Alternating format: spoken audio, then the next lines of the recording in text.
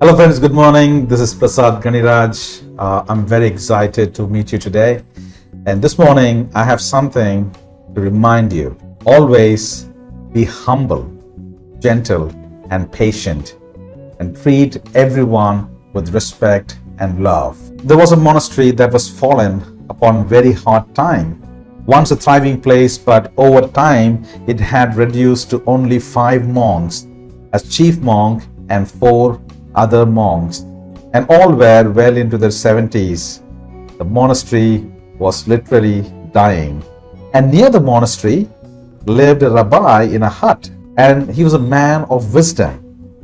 So the chief monk decided to visit the rabbi to get some advice that will save the monastery.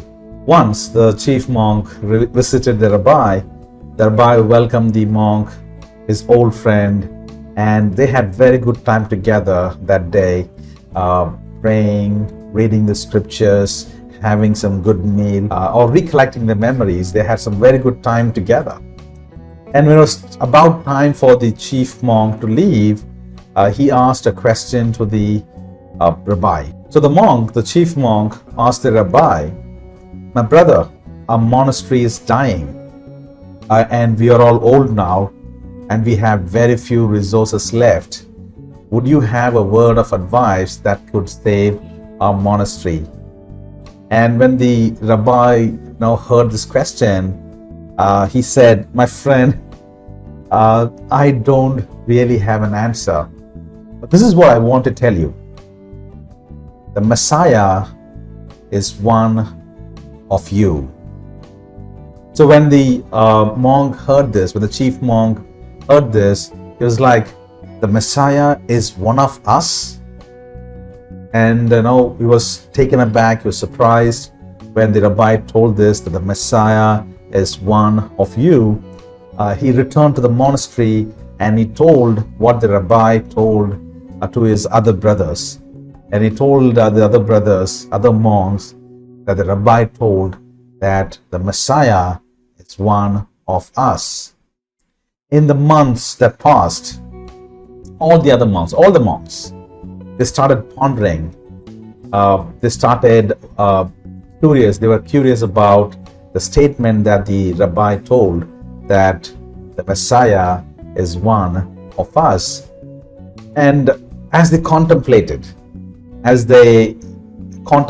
this possibility of one of them being the Messiah, they started treating everyone, or treating each other with respect, with kindness, with patience, with gentleness. And over the period of time, the entire place was full of love. It was full of gentleness. And as days passed, the visitors who visited the monastery, the very few visitors, who came to the monastery, they noticed an aura of respect, kindness, gentleness that surrounded the 5 old monks. An atmosphere of genuine compassion and sincere warmth filled that place. And hardly knowing why, more people started visiting the monastery. The visitors returned again and again. Some brought their friends who came back again and again to the monastery, and some even became monks.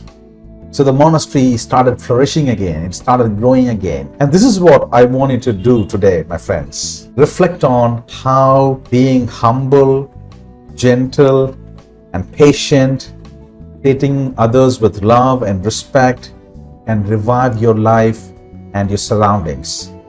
Now, if your team members are leaving because of you, or if you're wondering why my team members don't like me, or if there is high attrition in your organization, or if people are leaving your organization, if your team members or they don't want to work with you, or they don't want you to be the boss, or your neighbors don't enjoy you being in the neighborhood, I want you to take time and reflect on how you are behaving and treating others.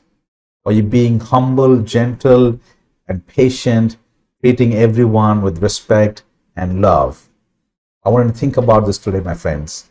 If the answer is you're not being humble, gentle, and patient, and if you're not treating others with love and respect, if you want to change your surrounding, if you want to change your atmosphere, if you want to revive your workplace, if you want to revive your company culture, I want you to do what the monks did to each other. Treat everyone, treat each other, thinking that the Messiah is one of you. The Messiah is one of us. Treat each other with humble, gentle, and patience. And treat everyone with love and respect. Have a wonderful day, my friends. Take care.